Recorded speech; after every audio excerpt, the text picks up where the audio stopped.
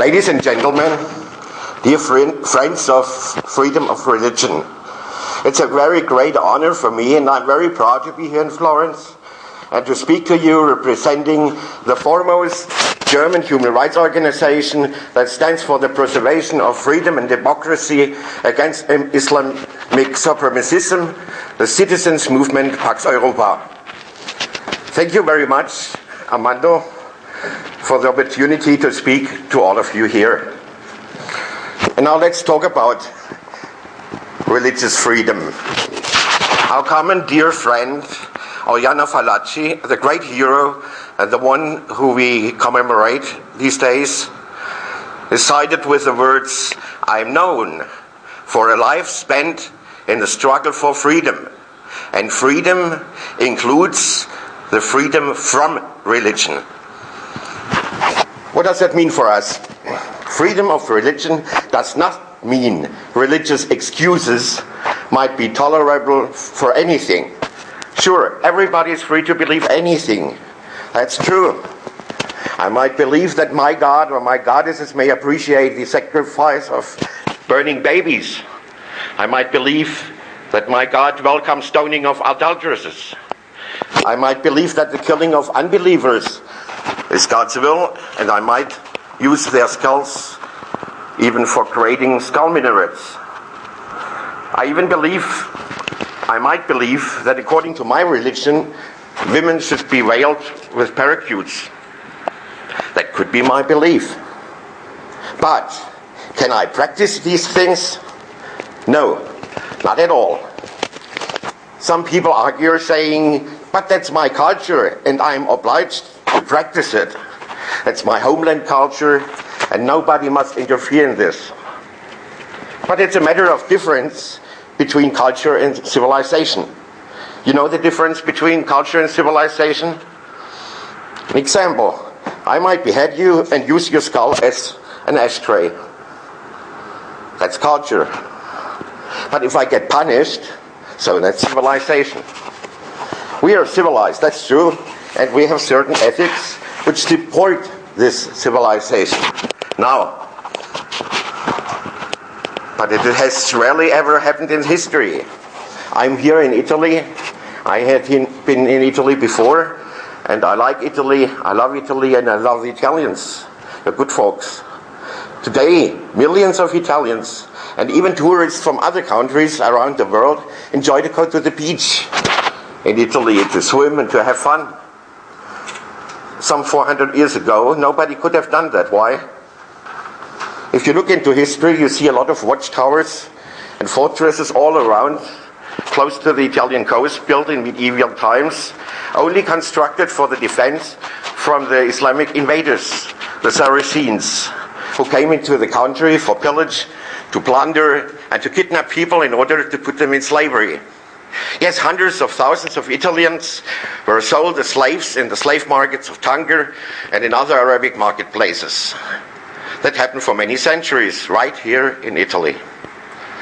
So nobody could go fearlessly to the beach to swim and have fun then, at these old times. And today, the former Archbishop of Milan, he was Archbishop until last year, His Excellency Dionigi Tettamanzi, he himself proved to be one of the famous supporters of Islam and was engaged in Islamization of the Catholic Church and for application of Sharia law. You don't believe that? Giulio Meotti, a journalist, wrote on 10th of December 2009 in the newspaper Folio an article about the subject. At the Milan Curia operates a professor in the hybridization with Islam. Congratulations to Meotti, an outstanding example of serious and investigative journalism that had become rare these days. I quote him now. He says, in November, this Diocese of Milan has organized 4 conferences on Islam, among other issues on appreciation for the religious merits of Islam. In January, it continued with the present boundaries of the dialogue with Islam. These courses are led by Professor Paulo Branca, and a part of the series, God Has Many Names, which was sponsored by Cardinal Dionigi Teddamanzi. To understand the approach of the diocese in relation to Islam, Branca comes to be the Islamic scholar of Teddamanzi, the crucial important figure. Branca is an advocate of the so-called cross-cultural model that has dominated for years in Milan. In the newspaper Repubblica, Branca thinks the treatment of Muslims in Milan with the plight of the Jews under the Nuremberg laws. That's an inexcusable offense to all the victims of the Holocaust, right? But far worse, that he was a protege of the infamous Milan school in Via 40, a pseudo-madrasa where students were taught in Arabic and in Quranic surahs by Islamists at least 14 years long. Children of Egyptian origin and pupils were withdrawn from the compulsory education and teach there. Branca was also their spokesman for the authorities as long as the thing blew up. After the project in Via 40 failed, Branca launched at the Catholic University an intercultural laboratory. It was also his idea to teach Arabic in elementary and middle schools in Milan and its surrounding. It was his idea to promote a DVD, Come to Know the Islam, for the Catholic Church schools in Lombard in behalf of public school administration. There also appeared a student named Sarah Orabi, who went door by door in order to justify the stoning of adulterers, and in the newspaper Repubblica stressed, I'm a Valence student and I say yes to stoning. The prayers of the Imam Musa at the mosque in Rome, when he prayed, may Allah destroy Israel, Branca commented without condemning as supporting terrorism, but he called it simply as a cultural protest, less religious but more political nature. He was also the protagonist of the infamous call in the magazine Reset against Mahdi Alam. To carry out his action, the Catholic University of Milan served as his main platform then.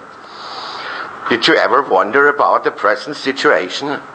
The Islamic law, the Sharia, takes place in Europe step by step, supported not only by Catholic Church and by governments, but also by media and universities. All over Europe, we find similar developments.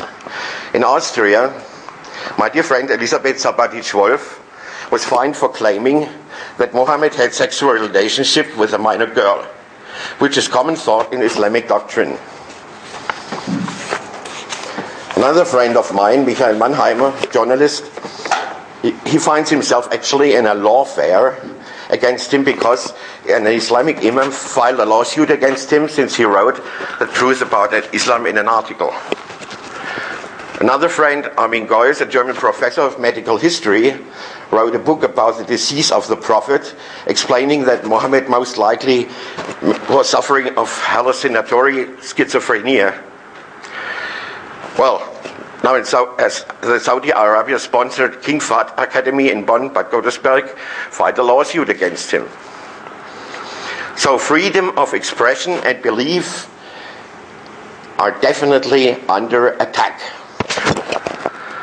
Instead of fighting terrorism and Islamic supremacism, political leaders all over Europe embrace the representatives of some Muslim associations like the Muslim Brotherhood as partners.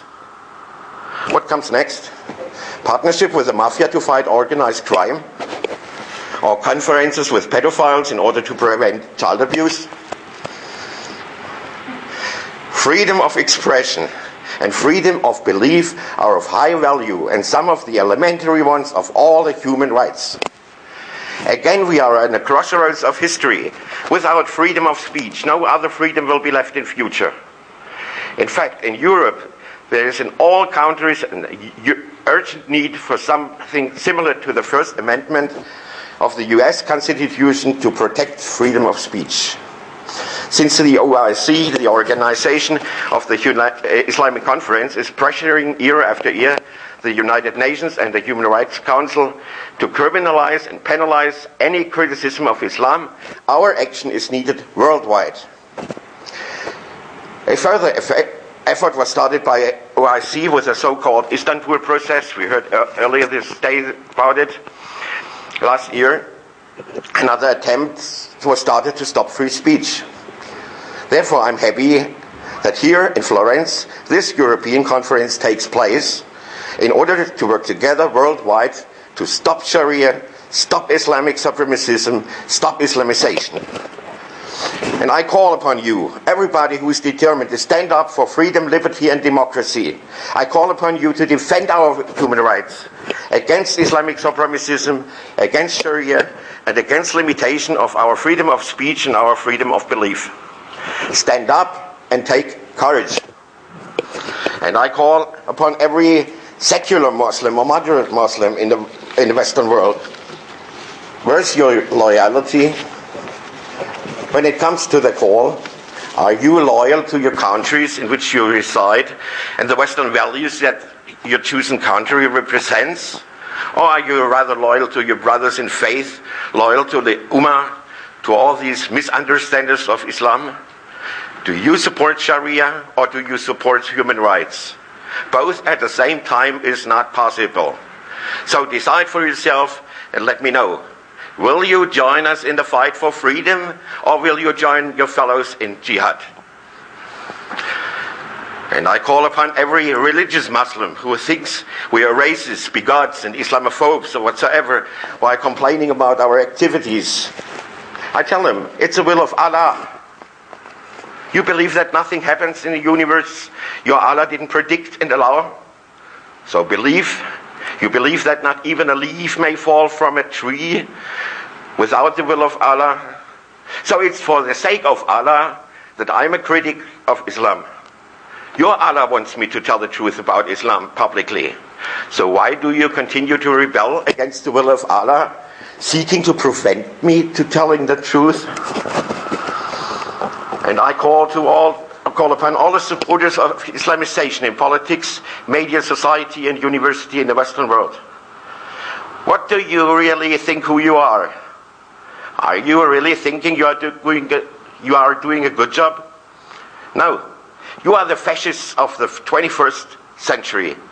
And if you ever succeed, and I'm sure you will not succeed, your fate in an Islamic state is sealed. Your heads will be trophies and likely used for building skull minarets. But we will never surrender. Let's continue spreading truth about Islam. Let's do that in order to save freedom and liberty for the future of our children and grandchildren. After fascism and communism, we don't want to be subjected again under another totalitarian ideology. That's what Oriana Fallaci did. And that's also our job to go ahead with that.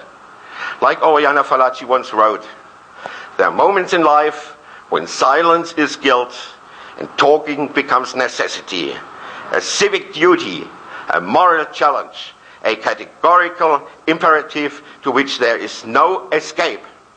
Therefore, advertise and proclaim the truth about Islamic supremacism, about creeping Sharia, and about this evil threat for the whole civil world. United we stand, and united we shall win. Thank you very much.